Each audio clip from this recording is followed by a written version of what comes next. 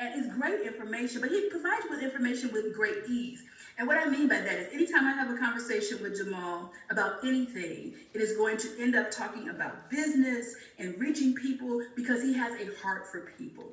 At the soul of who he is truly a businessman, but truly at the soul of who he is, when you dig a little deeper, is that he is a pastor, he is a servant, and he is here to serve God's people. So allow me to welcome, I know he's in the room somewhere, put your hands together, put your fingers up, do some snaps.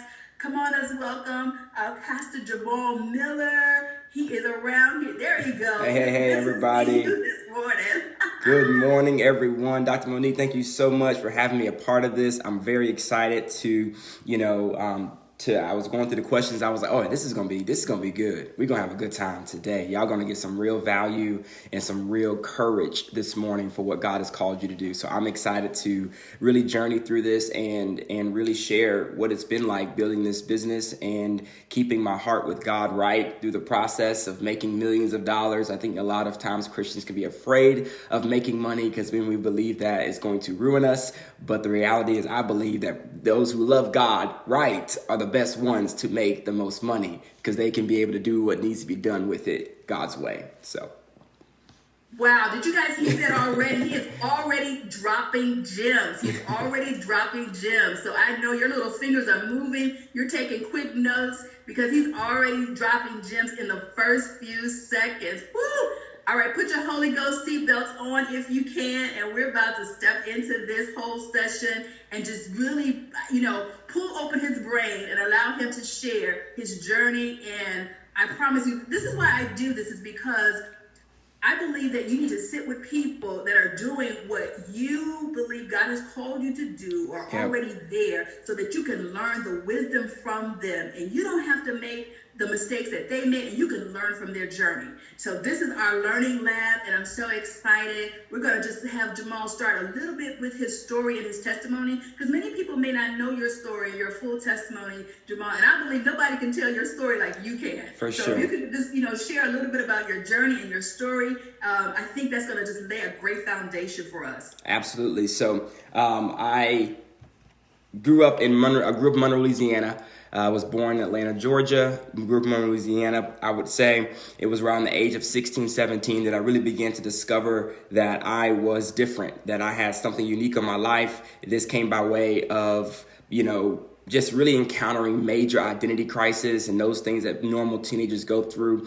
But the moment that I encountered God, it wasn't your normal encounter. It really opened me up to the reality that I was put here for a reason, and that I just wasn't existing, but there was a purpose on my life. And in that season of my life, I really gave myself fully to discovering my purpose. And by the time I graduated high school, I knew that I was called to be a reformer. I knew that I was called to be a transformational leader. I knew that I was not just someone that was different, that God had endowed me with gifts and abilities that I was going to be called out for in regards to, I just had a strong fear of the Lord in regards to Judgment Day, that one day that I knew I would stand before God and be judged for how I used the gifts that he put on my life. And I just knew that it wasn't a matter of heaven or hell, but it was a matter of responsibility. And so in stewardship. So I decided to go to Bible college so that I could really learn how to steward these gifts in my life and really be able to make sense of who I am and why I am. And upon going to Bible college, I spent 3 years there learning all the things you learn in Bible college: Genesis, Leviticus, Numbers, how to preach, how to teach, how to do funerals, how to, all the things, right? And once I completed Bible college, I was connected to Dr. Matthew Stevenson, and he said, hey, come spend a season with me in Chicago. I had never lived in Chicago, never been to Chicago, so I moved my entire life, almost like an Abraham type move. And I moved to Chicago, Illinois to be youth pastor for All Nations. All Nations at this time was probably maybe 400 people. So still a very small church. And upon going to Chicago, being at All Nations, I knew it was another layer of getting language for who I am. And if many of you are familiar with Dr. Stevenson, this is the grace of his life. He truly pulls people out of Egypt and brings them into a greater awareness of who they are. And once I got was their place in Chicago, that's when things really began to kind of speed up and accelerate. And I met my wife on Facebook. And once I met my wife on Facebook, this is where things really kind of got interesting, because we just had a very, very uncanny, different story. But upon us meeting on Facebook and how it went, it was God's thing, both virgins, complete strangers online, just a very different story. And once we got married, people began to ask us, hey, Jamal and Natasha, how did this happen? Where are you guys from? And people started engaging us on our social media platforms. So one day I got the idea. I was like, babe, we should just create a platform or a blog or something so that people can remain encouraged that God is still doing relationships His way, that millennials are still doing relationships God's way, and that it's cool to get married. Like, that was kind of the motivation. Right? It's cool to get married. So we started this blog called Married and Young. And within, once starting the blog, I had no business background, no marketing background, no digital marketing background. But I just knew that this was going to be the future. This is almost more than 7 years ago. No one around me was doing this at all. And upon me entering into this world of digital marketing, it just began to really get some good traction. And within the first, I would say, 6 months, we began to get about 40 to 50,000 people coming to our blog on a monthly basis. Really good numbers. And a good friend of mine, Mike Kim, recognized what we were doing. And he came in alongside me. He goes, bro, like, what's going on with the Married and Young blog? I was like, yeah, man, we're just doing it. We're just passionate about helping couples and singles do relationships God's way. And he's like, man, like, what are your numbers looking like? And I'm like, we're about 40, 50,000 people a month. And he's like, are you serious? He's like, Jamal, you can be rich. And I'm like, rich? How did you make money from blogging? Like, I had no idea, no concept, no desire to make money from this thing at all. And I said, man, we're just doing ministry. We're just blessing the saints. And so, he takes me in and begins to train me around the concept of digital marketing, introducing me to this whole new world. I'll give you the long story short. We went through a lot of hurdles, and it took me about 3 years of working multiple jobs, being on staff at All Nations. I'm Ubering. Like Dr. Monique said, I wrote a book. I'm selling the book out of the backseat of my car. And it took about 3 years for me to really get the world of digital marketing down, understanding our audience, understanding product development, understanding traffic generation, understanding networking, understanding, monetization, scale, all the things. I'm reading multiple business books. It's just, I'm doing everything I can to learn this game of business, right? And within 3 years, we had built the business to about $1.3 million in revenue. And then when the last 15 months, it's gone from 1.3 million to 8.9 million in revenue, almost 20, we have about 25 full-time employees. And I really believe we're just getting started. It's really been an amazing journey. We've been able to move into real estate now. We just acquired our first real estate property. That's a commercial property. So moving into real estate investing and things like that, it's really getting really cool. Last year, we were able to give away more than $300,000 to different nonprofit organizations and just doing amazing things for the kingdom of God. And I'm so grateful how God has steered me and how he's led me through this journey. But I can honestly say we're just getting started. So I'm excited to pull back some of the things today with Dr. Monique and really answer some of the questions to really help you guys get some value out of my quote unquote 8-year journey into building a digital media empire that is now, create maybe an internet millionaire and the ability to now change thousands upon thousands of people's lives on the internet. Oh my goodness. Did you guys hear what he just said? That was phenomenal.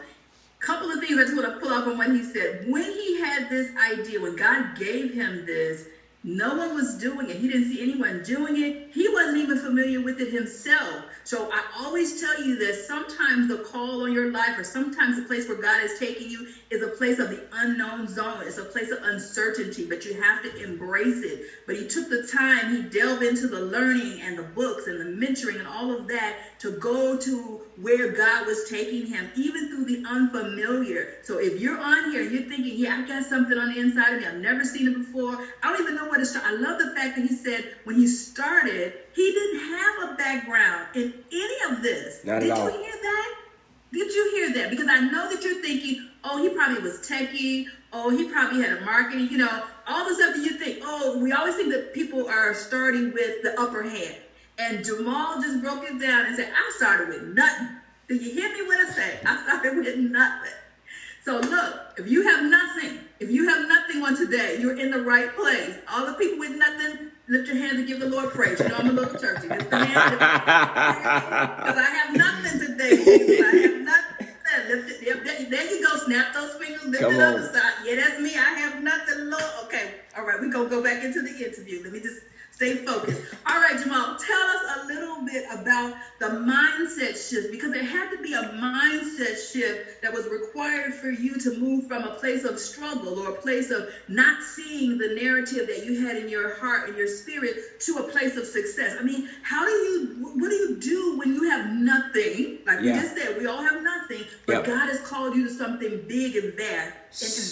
Tell us about the mindset shift. Oh my goodness, Dr. Monique. Mindset, everybody. And I know you hear it so much about how important mindset is, but at every new level, mindset becomes even more incredibly valuable and important. You all know the term, every new level, there's a new devil. Well, that is incredibly true. And it truly is one of the things that has kept me pushing to not get comfortable and to not allow myself to think that I've arrived. I have not arrived. And yes, I may be a quote unquote millionaire. Yeah, I have a multi-million-dollar business. Yeah, I got full-time staff. Yes, I can, retire and not work ever again. No, absolutely not. Because of what's in me and because of what I know I am seeing others do, I am nowhere near my arrival point, right? So remaining humble is the first thing you have to do at every new level. The moment you get your six-figure salary, humble yourself. The moment you get your first sale, humble yourself. At every moment that you succeed, you've got to reset your humility, because the moment that you begin to put yourself before yourself in regards to ego and pride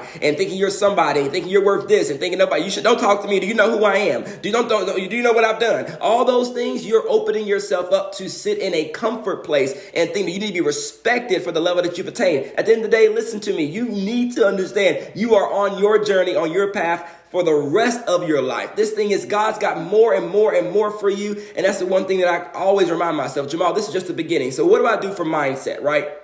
What do I do for myself that got me to a place of getting over myself? Number one, the reality is that I had to look at others and know that God is not a respecter of person. If one person can do it, then I can do it. So when I saw somebody else succeeding at something, I said to myself, Jamal, if he can do it, I can do it, right? That's the first thing. I'm like, if he can get a jet, I can get a jet. If he can have $100 million property, I can have $100 million property. If he can have a $1 billion company, I can have $1 billion company. So I'm not looking at anyone else for comparison or intimidation. I'm looking at others for inspiration to what is possible. I'm looking at others for that courage that it can be done. Because when somebody else is breaking a mold or broken a cycle, it's not for me to look and be like, dang, man, look at them. That's so amazing. Ooh, they dope. No. God, what's in me that you want to do that I can be able to get to that level? What's in me that you need to do? So one of the big things that I'm always doing is I'm always evaluating what kind of person I need to become in order to be at that level. So I told my staff all the time, when we were at $1 million, I was like, y'all listen, right now, I'm looking at $5 million Jamal. I may not be him today, but I know I got to become him today. So this is what I got to do to become $5 million Jamal. Now that I'm at 10 million, okay, now my team's been hearing me say it. My next big jump is 50 million. $50 million in revenue for our company. All right, guys. So I know right now, I know we're not at $50 million a year in revenue, but this is the kind of guy I got to become. I got to become great at hiring. I got to become a great leader of leaders. And I'm already evaluating what I'm not good at this level in order to get to the next level. So that's the thing. For mindset, it's first looking at who is doing what I'm doing and let me process and be inspired that it's possible. Number two, what is in me that is preventing me from being at that level? What are my weaknesses? What are my shortcomings? What are my mindset? Not even mindset, my limiting beliefs, which that's a whole sermon in itself. What are my limiting beliefs? Limiting beliefs is things that I don't believe is possible. And writing those things down, because your limiting beliefs very much, like y'all, when I tell you, I'll be like, oh man, I'm too young. Limiting belief. Paul said it. Man of God, don't you let nobody look down upon you because you're young. Paul was coming at his limiting beliefs and making sure that the things the enemy had put in his heart or in his mind as pertains to what he couldn't do, Paul was having to destroy those things, right? So that's very important in your building journey, that you establish and recognize the beliefs that are limiting you from succeeding. So that's another big part of mindset. So these are all the different things that you need to do in order to kind of offset the stuff that's going to stop you from succeeding. And limiting beliefs is the biggest one for Christians, because we be out here really holding ourselves back, thinking that it's what's the word I want to use? It is holy to be broke. I mean, I don't know what it is that we think that it's a sanctifying process to be broke and have no money. We be out here testifying on Sunday morning saying, "Oh, I was down to my last dime." I mean, why was you down to your last dime? And how long are you going to be on your last dime? The one thing that I can't get with, you know what I'm saying? Like, I told God, I said, "God, I'm putting this seed I'm putting this seed in this thing right here. I don't want a check in the mail. Okay. I don't even want a promotion at my job. God, I need an idea that's worth millions of dollars. Now, I know I got work to do when you give me this idea, but the reality is, even the mindset of just a check in the mail or just a promotion is just getting a quick win. All you want is a quick solution. I'm asking God for a long-term solution, right? This is all mindset, y'all. So I can preach a whole 40 minutes on mindset. Let me stop. You know what? I know. I was like, okay, maybe we just gonna stay here with mindset, because I believe that you hit something. You hit a vein there, seriously, because there's so much meat to unpack in what you just said. We limit ourselves with our limiting beliefs. Yep. And then I agree with you. I believe, in the church, it's sad sometimes, because I see the most limitation on the mindsets on the believer. 100%. The testimonies. Oh, I was down to my last dime. And like you said, waiting on a check in the mail, which is just another welfare mentality. Yes, it is. The Bible tells us that He would give us, witty inventions. Come on. Witty inventions. And so He has created us here with something in mind. And like you said, our prayer should be, God, what did you put in me? Come so on. that I can create a lasting legacy. Legacy, y'all. God is a God of legacy. He's a God of Abraham, Isaac, and Jacob. He already sees your great-great-grandchildren and is looking for you to set them up for success. I was in a clubhouse room a few weeks ago, and the young lady got up on the stage. She is a fifth-generation CEO. Fifth generation. I mean, come on. And so this is the kind of stuff that we've got to start thinking. It's like, we get so intimidated by our present circumstances and the present opinions of man, when I'm sorry, you've been called to break things on your bloodline. You cannot let folks that don't have your last name be out here stopping you from doing things for the folks who have your last name that's going to come after you. And I'm not going to lie to you. It is very challenging being a wealthy Christian, because for some reason, people just think that when you're a Christian, you should, be, modest and be chill. Not, and I get it. Don't be out here flashing and stuff. But I told my wife, I said, I don't want to be known for how much money I make.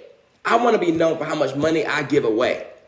You hear me? I want to be known for how much money I give away. People be out here, I made this much this year. I made this much. I'm at this, how much you gave away?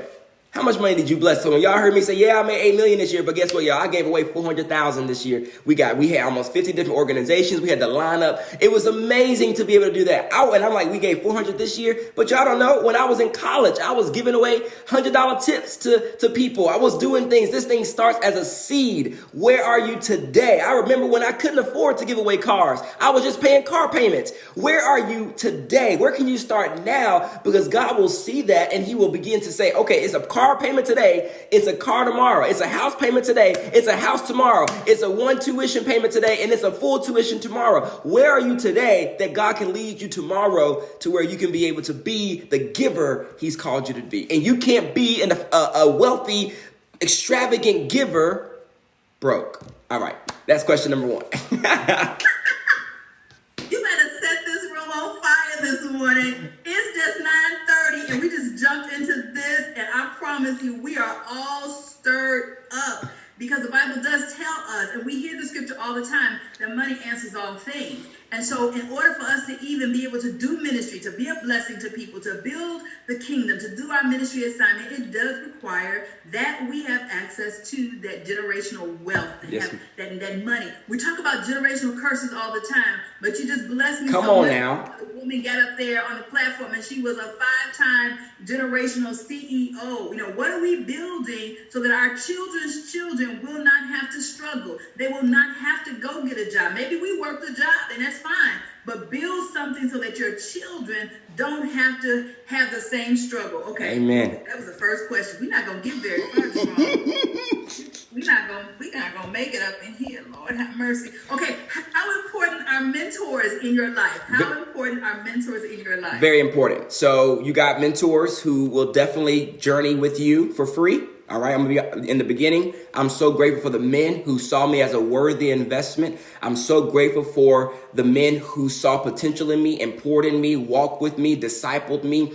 But there does come a point in your journey where not everyone's going to do it for free. And you have to be okay with that. I've invested more than $300,000 in my marketing education by way of courses, by way of programs, and by way of coaching. At every new level, I'm looking for someone who's already mastered that level. And how can I put money in your hands so I can accelerate through the hurdles that this level is going to bring me? Because the reality is, it ain't got to take me 10 years like it took you 10 years. It can take me 1 year. You already been through this. You took a decade to get through it so that you can help somebody else get through it much faster. That is the power of mentorship. So I'm constantly looking for people who are mastering certain levels so that I can say, hey, what is it going to take for me to get your time? Okay, $100,000, great. When I got it, I got you. Okay, $40,000, oh, I can afford that. And you got to do it at the level that you can afford. At the end of the day, don't be out here, going broke trying to get mentors, because you need to have something that's working for them to help you make it work even better. So even for me, right, when I do my consulting,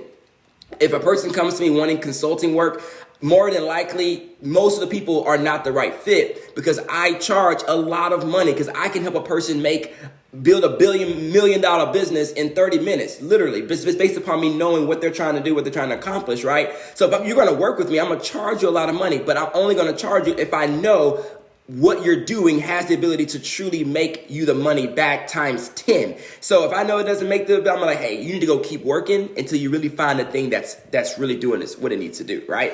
Because the reality is, as a mentor, you want someone that can look at what you're doing and help you do it better, right? So Dr. Monique, mentors are very important, very key. Business coaches. I don't do anything alone. I am not out here trying to figure out things. And if you can't afford a person, go get a book. All right. When I tell you, I'm like, I would sow a $500,000 seed into this man of God. But guess what? It only cost me $40 for this book, right? This book is called Ready, Fire, Aim by Michael Masterson, 0 to 100 million in no time flat. Literally lays out the entire process, step by step, for what it takes to go from $0 to $100 million. This book right here is worth millions of dollars. But because he put it all into a package and I ain't got to talk to him, you can get it for $40. This right here is mentorship. So don't be afraid to simply, if you can't afford to pay somebody to give you customized information, go get books. And I try to read a book every 2 to 3 weeks. That's how important it is that you're continuously upgrading your knowledge and information. That is so powerful on so many levels. So did you hear the takeaway there?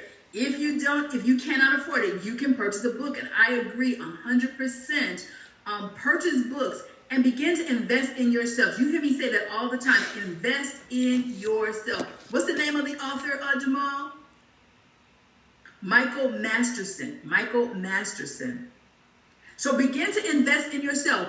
If you are an entrepreneur, an author, whatever God has called you to do, you should have a personal development library. Yes. You should have a personal development library. And there should be books in your library, because your books are your tools. Just like you said, your books are your tools. You don't have to be able to sit down and have a conversation with this person, but they have poured everything into that book for $40. So I agree, mentoring, you need to begin to see it as an investment in yourself.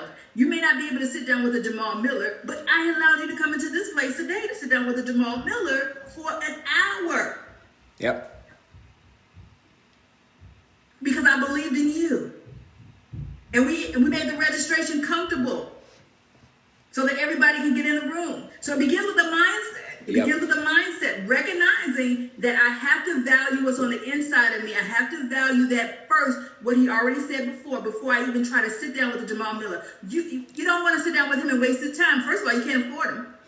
You don't want to waste his time because you haven't read books, you haven't done the things that need to be done. And so many of us want free mentorship. And I hear that all the time, Jamal. Woo-wee. Like, why can't I have a free mentor? I'm going, because you're not going to do nothing with it because it didn't cost you nothing.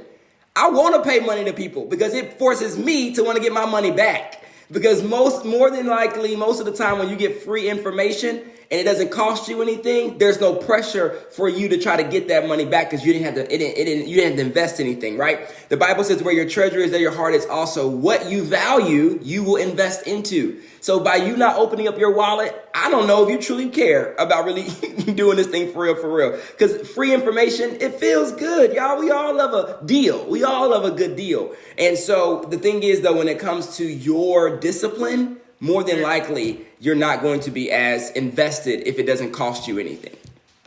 And the Bible says for all us churchy people, David said, I'm not going to go to war and put on another man's armor. He said, I'm not going to go into the war because this armor didn't cost me anything. Exactly. It's something about when you put a little money in your mentorship and in your coaching, it costs you something. And now it gives you the ability to go to war on a different level. And some of us are trying to go to war and you haven't paid anything. You didn't pay anything for it. It's been free $99, and you're not able to get the acceleration that you want. You know, the dreams and the passions that you have on the inside of you have been sitting there since 2020 or 2019 or 2018. And I say it all the time. Most people are just one mentor, one coach away from where they need to go. Invest in yourself and get a mentor. Oh, my goodness. We got the 2 questions. Okay, last one. We'll open it up. We gotta do a fire round. Yeah, we gotta get the people's questions. So we're moving here through. This has been so good. You guys enjoying this? I see the chat is growing. I see that chat is talking. Yes. Okay. How do you mentally reinvent? How do you mentally reinvent after a situation that feels like it was a failure? After something that doesn't go well, maybe, and you could talk about this, you launch a business or you write a book and it just bottoms out, it doesn't go the way you think. You talked about it, but how do you mentally reinvent after a failure? That's a great question. So how do you bounce back? How do you reinvent? How do you come back from a moment where it did not go well, right? And I'll be honest with you guys, man, failure is a big part of business. I think it's what you do before the failure that really determines what you do once you do fail.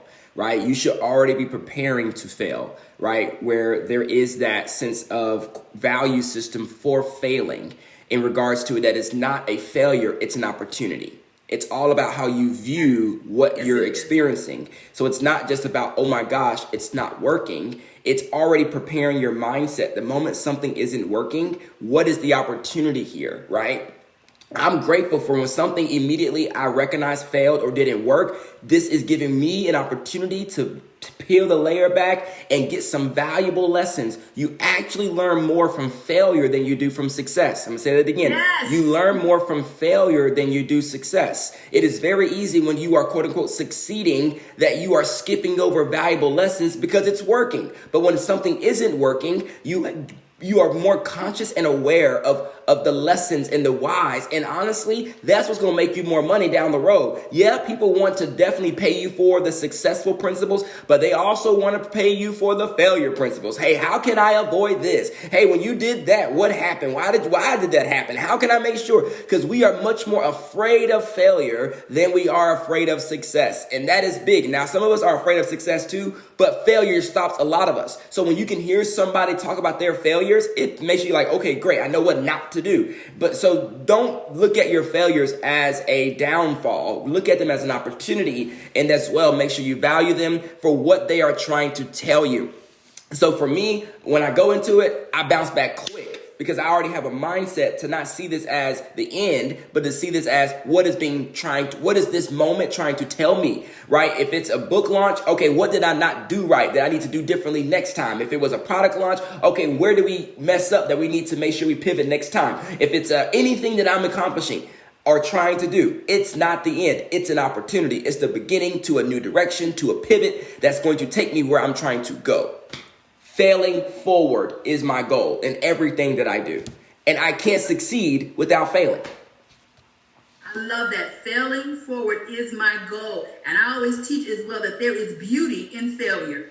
Just like Jamal said, it's not until you fail that you begin to see the opportunities. And I believe it's not until you fail, just like he said, that you do not get a chance to see all the brilliance and the genius that God has put on the inside of you, because it really causes you to dig deep and say, hey, why did this not go the way that I thought it should have gone, and begin to just move forward. So failure is a good thing. Failure is a good thing. Okay, I want to make sure we do honor questions. So we're going to look and see what questions we have. Do we have questions in the chat team that we can pull up really quickly? Or for Jamal, I don't want to open up and just have everybody talk, because it's going to be like a floodgate. But I do want to make sure that we do grab some of the questions from the chat there. And if one of my team members can get those questions up, not yet. We don't have any questions. Okay, we're going to keep going then. Let's keep flowing. Exactly. I love it. All right. What would you do over in building your business? What would you do over? Yep, great question. What would I do over? It really depends. I got to pick a season, right? Because I've had many different seasons in my business. But if I could go back, the first thing that I go to is people, right? Because I think for me, I did not trust people in the very beginning and did not give people the invitation that I should have to allow them to journey with me, despite me not having the ability to pay them what I wanted to pay them, or I didn't have all the things that I needed to have in place. You know, you think you don't have the benefits, you don't have the 401k. Why would they want to come work for me, right? Why would they want to be a part of what I'm doing when I can't offer them all the things that these other companies are offering them? So I was very shy with inviting people into this opportunity. But then I think back to Jesus, right? And I think whenever he invited the disciples into that 3-year journey, he didn't have everything. He asked them to come off their job because he knew that the opportunity that they were joining was an opportunity of a lifetime, that it would transform their lives. And it may not have been in the beginning, but that it would be at a point where they would be needed more than even him in that thing, right? And so I knew Jesus as a visionary invited them into something that was bigger than all of them. So when you believe in your business and you know what God's called you to do, you've got to go find those people that you can invite into that journey with you. They may not be with you forever, but you need the people who will be with you in the very beginning to walk with you, journey with you, learn with you, grow with you. And you may not give them everything that they want, but you will give them everything they need. So that was a whole sermon right there. And so I think that's the thing that I would go back, because in the beginning, I tried to do too much on my own. But I'm grateful for it because I did learn a whole lot as pertains to what I needed to know how to do and perfect my skill set. But I would have staffed my weaknesses a lot sooner. That was something I would do over for sure. So that's a big one. Number one is people. Number two, I would have not been so afraid of publicizing my journey. I think that I've been very ashamed of how quickly I've succeeded, honestly. And it's one, I just feel, I was ashamed of it. Not even a failure, but just the success of it. I'm like, I don't want people to view me like I'm just this money hungry Christian. I don't want them to see me like I'm doing all these things. So when I would go back, I would be a lot more transparent and a lot more open about the process and about the journey that I've been on, because it hasn't been easy, but I've been very quiet about it. And that's something I would do over as well. And last but not least, number three, I would, I can't say I would have gone faster, because then I probably would have, yeah, but those are some of the key things that I would say I would have done over. I love that. The people part is so important. I think many of us suffer from that same thing. We try to do everything by ourselves. We try to do this journey by ourselves. We think nobody is going to be able to do it the way we could do it, and we can't get it out of our brain. But I think the people factor is, grabbing the people that can journey with you. Yeah. And I love the fact that you said that the people may be with you just for a season. Just for a season. It's okay, to be able to grab them in this journey. You learn from them, they learn from you, and to kind of keep it moving. So I think that is great. Yep. Don't be looking for your forever people and getting caught up or hung up when they leave you. People will leave. That's just a part of it. It's that unless they own parts of the business. If they don't, then they gonna go on to their thing, and you celebrate them for the season they were with you. Yeah, you do. You celebrate them. There was a question I think I saw in the chat that said something about how did you construct the information and the content, I should say, for the book, Married and... for the blog. So for the blog, just give you a quick one there. This is very tactical. So we invited about 10 other writers to go with us into creating the content for Married and Young, and we had different categories, and then we put different writers in different categories, and basically I became a blog manager because I was basically overseeing them as it pertains to, hey, you need to get an article in a week, it needs to be 500 words, you need to have this subject line, and everyone contributed content, and we got to a place where we were paying maybe like $10 per article. So that was a very, just something we can say, hey, thank you so much for taking the time to write this. There's $10, nothing bank breaking, but it was enough to, some people started off just doing it for free because they just wanted to be a part of the project. So yeah, that was kind of how we did it. All the content was not coming from us. It was a collaboration of other writers. Excellent. Thank you. From the chat, how do you overcome disappointment and betrayal? Yep. You need to have the right people who you do and who you can run to when other people do betray or, all the things. It's going to happen. I just try not to allow it to take too much of me or out of me, but run to the people who you do trust and get that stuff out of your heart as soon as possible. Get it out of your heart, repent, whatever you got to do, forgive them, whatever you've done, just get it out of your heart so you can keep going and not dwell on it. Good stuff. How did you transition to other medias after blogging? I think that says. I'm trying to miss that one. Yeah, I'm a serial entrepreneur by nature. Yes, you are. So I think for me, but I am very cautious in regards to pivoting too soon.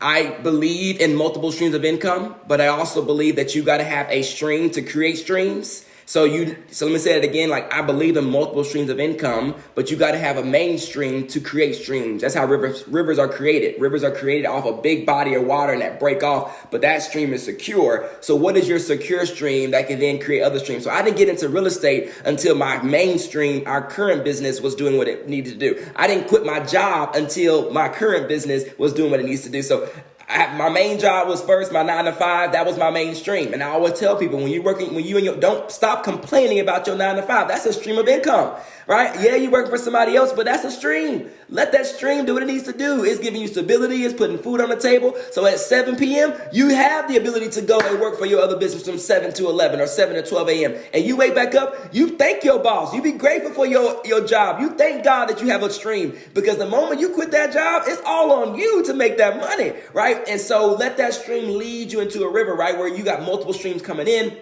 So be very cautious, though, of how soon you do those things, because the biggest thing you don't want to do is lose momentum and focus. A lot of entrepreneurs, man, we love itching for the new thing, and we try to, chase the rabbits, and it can lead you into a rabbit hole. If you're not careful in regards to pivoting too soon when you're working an idea. And because most entrepreneurs we're ideapreneurs. We really are. Most of us are just, oh my God, I got it. Oh my God. And so work an idea, let that thing make enough money, set out, hey, I want this one to be making me X amount of dollars by this time before I pivot, right? So for me, with real estate, I could have done real estate 4 or 5 years ago, but I knew, Jamal, you're not gonna be able to focus on it until you have the ability to hire a team to manage your real estate portfolio. That's when you can do it, to where you're only an investor, not the actual real estate entrepreneur, right? I want to be able to just put my money in it and hire real estate management companies to come in and do what they got to do to manage it. And I don't got to be spending more than an hour a week with my properties. I knew that my business was not there 4 years ago for me to be able to do that. But then today it is. So now that property is doing over 6 figures for us, passive income, and we're going to continue to do that over and over with other properties. But my main focus is still on the thing that is generating me millions of dollars, right? So that's just all about mindset and focus. I know that was a whole lot.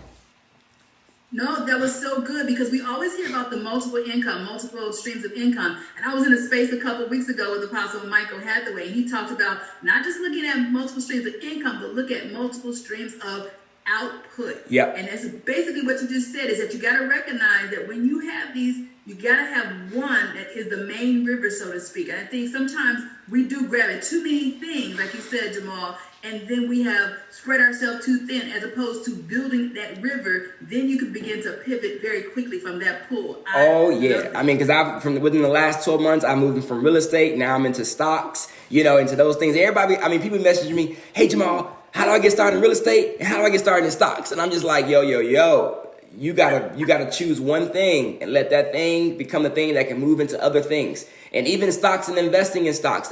You got to really be focused on that thing. You really got to know the game of stocks and know those companies, right? Warren Buffett did not get rich overnight. That man is almost 100 years old, y'all. 100 years old, right?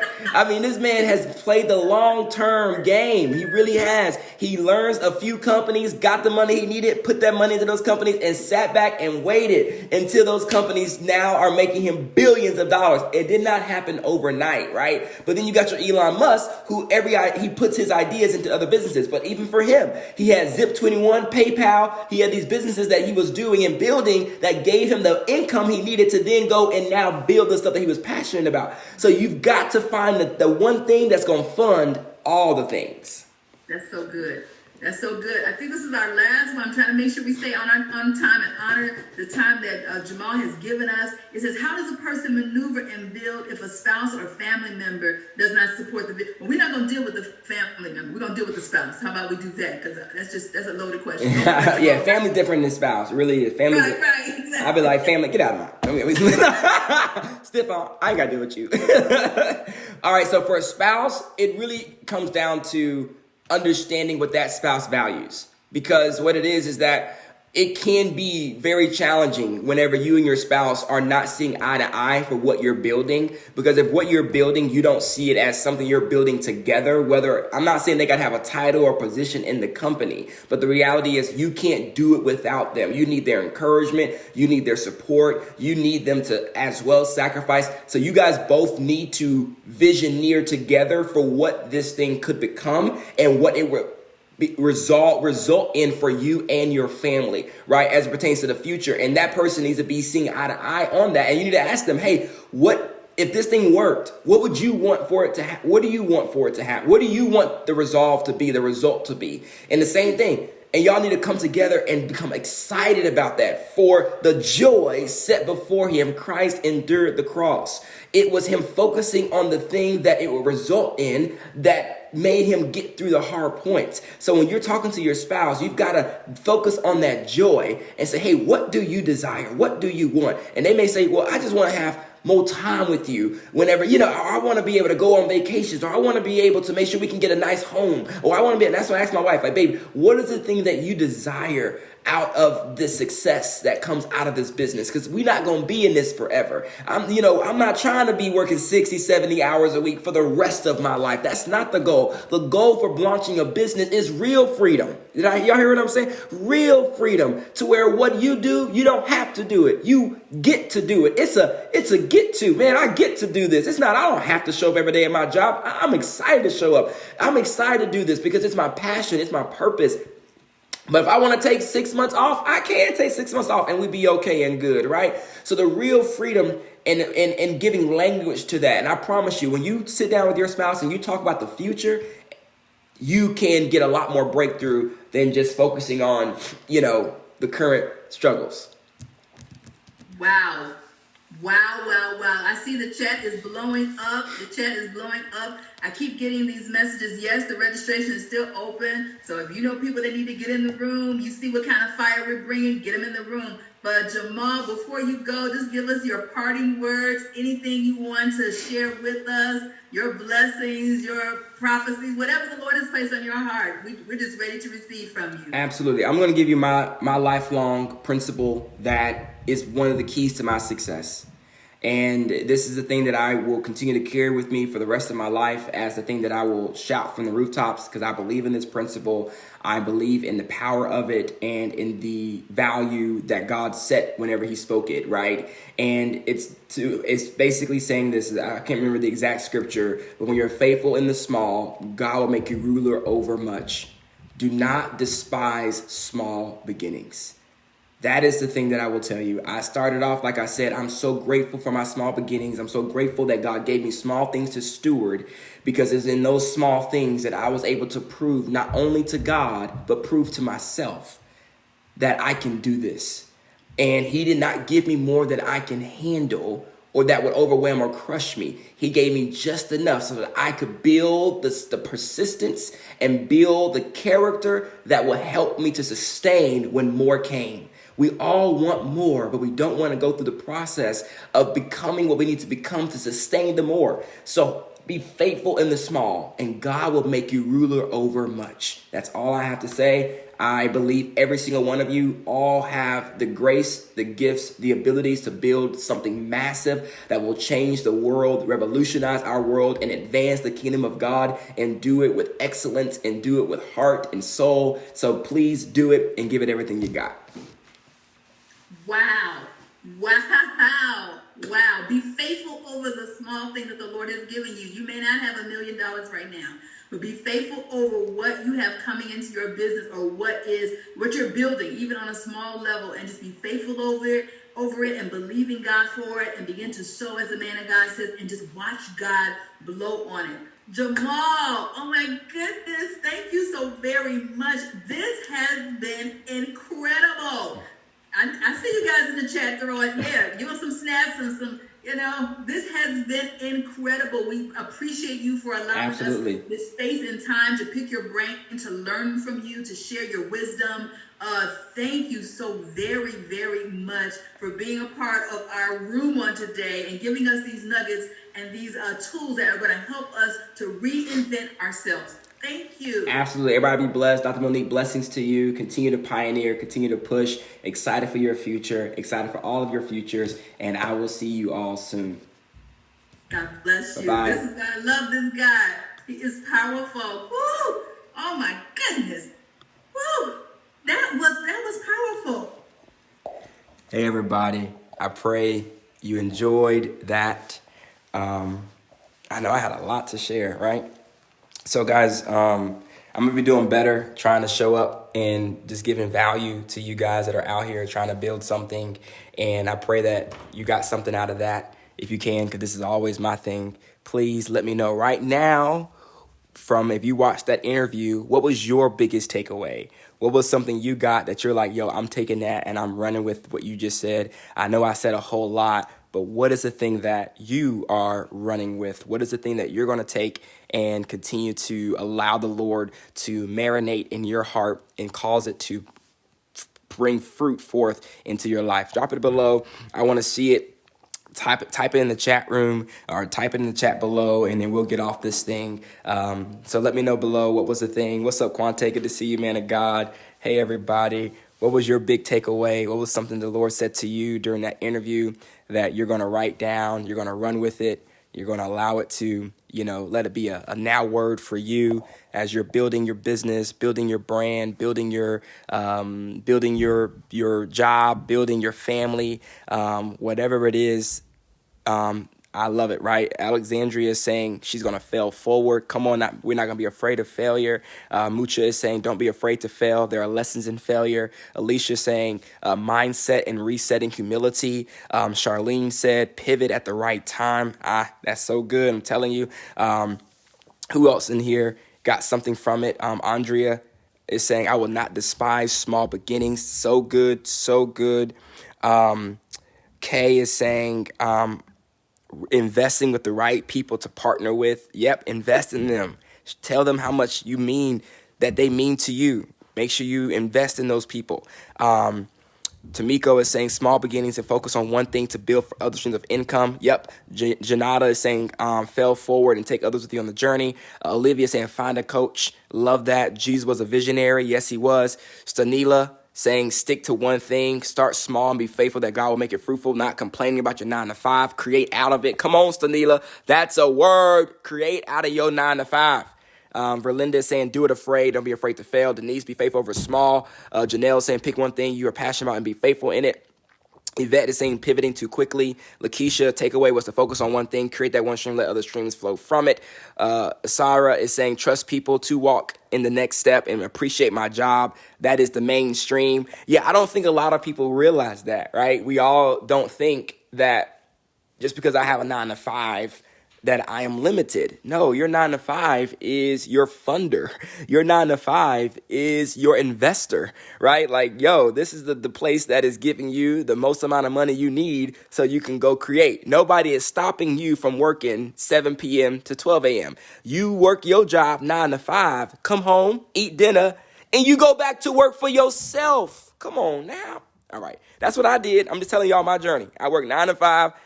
I came home, ate dinner, watched some TV shows with Natasha, and then I went back to work. And I worked from 7:38 to 12 a.m. Y'all, and you're back up 12 a.m. to 6 o'clock. You don't need 8 hours of sleep. When you're trying to build, you need 6 hours. Come on, somebody. All right. It's okay to start small, work with what you got, appreciate my job, starting my business and whatever God blesses me with and being a good steward. God bless me. Super good, y'all. All right, so I'm going to try to do better coming back on here. So I'm probably making y'all dizzy with me walking around. I walk and talk. Buy the book. Yep, great book to purchase is the book I had in there, Ready, Aim, Fire by Michael Masterson, 0 to 100 million in no time flat. All right. All right, guys. I enjoyed y'all. Y'all have a great Saturday, and I'll see you soon. Peace.